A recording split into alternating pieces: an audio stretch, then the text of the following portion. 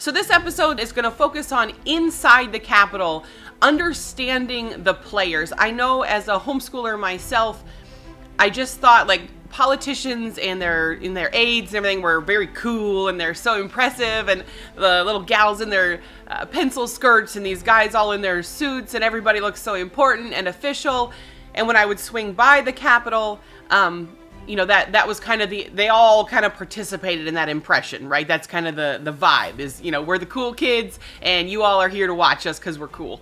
And it took a while for me to be in state capitals before I realized a lot of that is a mirage.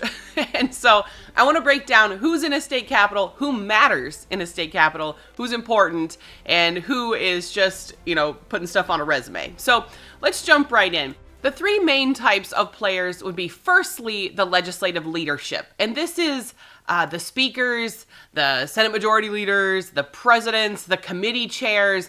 These are the people that are in charge of not just, their district, which that's everybody has been elected to represent their district. They are leadership within their party or within, the majority or minority party. They are much more powerful. These people, like we've discussed earlier, they don't want to do anything. Nothing. Okay, their goal is inertia. They want to stay off the record, keep the peace, and maintain that little tiny 3% plus one that's currently keeping them in power. Okay? They don't care about your issue. They only care about maintaining or increasing their own power and control. So those are the most powerful people, but they're also the people that want to do nothing. Okay? So we have to approach them differently than we would approach other people. And also, they're not the first people we're going to approach about anything. So the second people that you'd run into in a capital would be the access-based lobbyists. And if you watched our other videos, you understand access-based politics, people that just want to be in the room, they want to have a seat at the table. These are the professional insiders, okay? These are when you hear the term lobbyist and you think nobody likes lobbyists, that's these people, okay? They're the people there to make friends, make deals. They exist to funnel money into the political system and sell the illusion of influence to people at the bottom. That's you and me, okay? Grassroots people. They'll take your money and they'll promise you a meeting with a legislator, but they'll never put real pressure on a legislator because it might cost them that access that they love so much, right? So they're valuable in that they can open a door for us, but 90% of the time, that's not loyalty, and they don't care about our cause. And so people that, well, yes, and you'll see this in homeschooling. Now, I'm here in Texas, so, and Texas is unique. Texas has a state-based homeschool group that has completely sold out homeschooling in the last 5 years. So this does not apply to other states' state leadership and homeschooling, but it does apply to the Texas Homeschool Coalition. So I could actually just go out there and tell you some of the details here.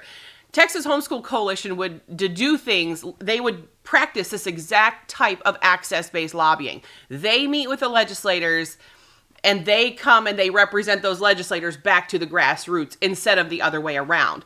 And so they will never push and demand that people take a firm stand for homeschooling in any substantive way, and we'll talk about what substantive looks like later, because it would lose them their access. They like this concept of, they get mentioned in news articles in the big Dallas papers. They get photo ops with all the big conservative legislators that vote for bills that are not necessarily good for homeschooling and that ignore what tens of thousands of homeschoolers in the state want. And so they get that access. And so they are happy to stay in that space, right?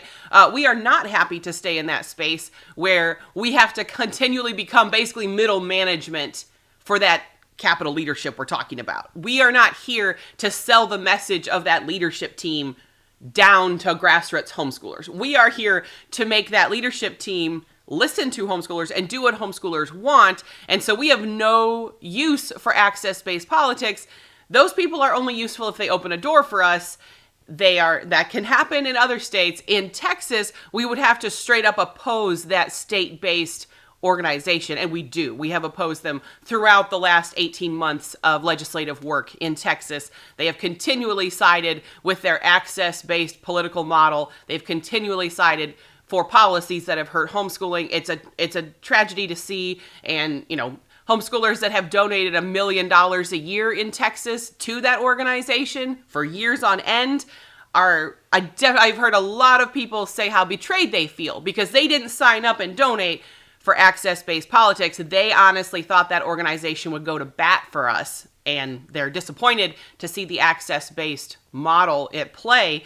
And if you think about it, again, I'm here to talk to you about homeschooling, but if you apply this to other conservative topics, I promise you have seen this happen in other conservative spaces. If you think of other fights, other bills that died, great bills with great legislators that never moved an inch, that's what's happening here, is that second tier of access-based lobbyists, they're where the buck stops for a lot of conservative issues. That's why we just sidestep that whole access-based process. We're not going to waste any time trying to do that.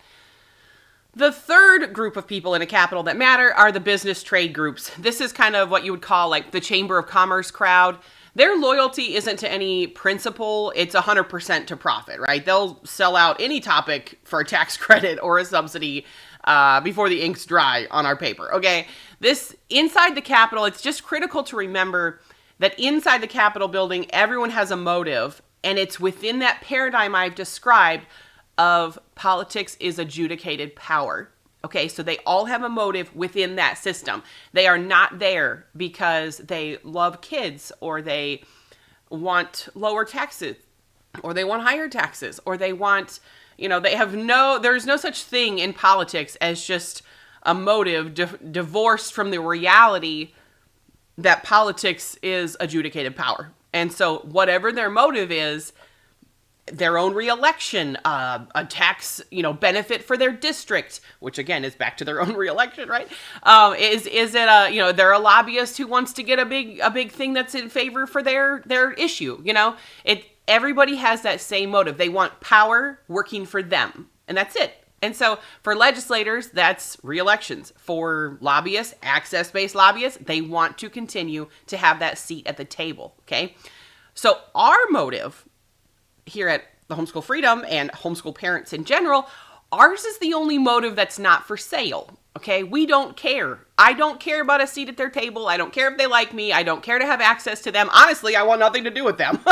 I mean, they're not the kind of people I want over for Sunday dinner after church. They're the kind of people that you generally don't want to be around, is people who would sell out and compromise their core beliefs for power are not my kind of people. So now the last group, there's three main groups in the Capitol. And then at the Capitol in general, in the Capitol, in the city, near the building, there are often headquartered coalitions, okay? These are alliances. You'll hear these terms. They all say you need to build these coalitions. We need to get along, work with everybody, okay? So there's two kinds of coalitions. There's the formal coalition on paper and the informal coalition. Now, formal coalitions are the big names you've heard about. And again, think of this in terms of homeschooling, but also think of it in terms of every other social issue. And you'll think immediately of some big nonprofits, nationally known. These formal coalitions are usually a trap. And why do people normally want them?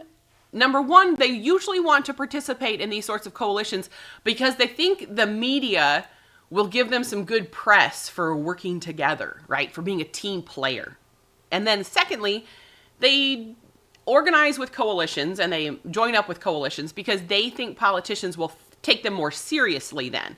Oh, you're affiliated with that coalition.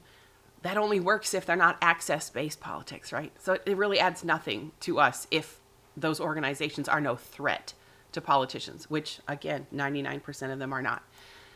The third reason people think that coalitions are important and essential for any issue group is they think it shows some sort of like intellectual honesty. Like we're all on the same page here, so we'll all work together. But in reality, these formal coalitions, they do the opposite. These formal coalitions exist to give politicians political cover, okay? These formal coalitions comprised almost universally, almost entirely, top to bottom, with access-based lobbyists, they give politicians political cover. And I think my next video is going to be on the topic and giving a bunch of examples of political cover. So I won't get too in depth into that, but just suffice to say, if you've ever seen an A rating on a social topic you care about, go out to a politician you know is an F rating, that's political cover at play. And these coalitions largely exist to give that political cover. If you want the good press, you're going to give us good political cover. So this confuses our members. I mean, and we've seen this in the 2A space. We've seen it in the pro-life space. When you see these good ratings go out on guys you know are not good, your members go, well, how can I trust you? Like, if you're aligned with that group that gives out A ratings like candy, you're probably not any better, okay? The other thing is, if you are, and obviously the Homeschool Freedom Coalition very much intends to continue to be holding the standard and holding the line on what true homeschool advocacy looks like, well, then your political adversaries who've gotten A ratings from these foundations and from these coalitions and these alliances, they get to wrap themselves up in our credibility. So we're the no compromise, never going to give in, we know what we want, we're not for sale. If we make an alliance with these coalitions and these foundations and these groups, then all the people they've given bad, fake ratings to, they get to attach onto our credibility, right? We're the only people in town playing this game. Why would we lend our principled credibility to organizations that have this access-based model and are giving out ratings and endorsements and things like that to people that we would never give that to them? So this is why you will not see the Homeschool Freedom Coalition coalescing a whole lot with formal foundations, alliances, these organizations that exist in this access-based politics space. So if you wonder, why don't they get along and join forces with everyone who's possibly could say they're pro-homeschooling? Because we just don't want to give them our credibility necessarily, and we like to keep moving the Overton window our direction. And so we're going to keep doing that. We did talk briefly here about formal coalitions, but I want to talk as well about informal coalitions, and these are even worse, okay? These are the people who will, they're going to know what you're going to want to do, and they're going to warn your political adversaries before you do it, okay? So if you think about it, most conservative organizations are a bit of a mixed bag, especially in homeschooling, that we're underfunded, right?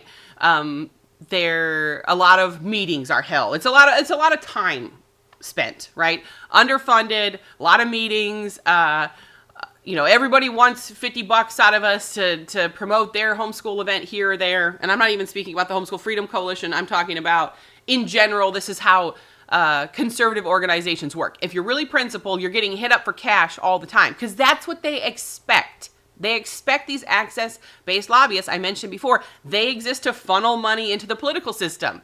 So if you have an organization that cares about a topic, they're going to be hitting you for money all the time.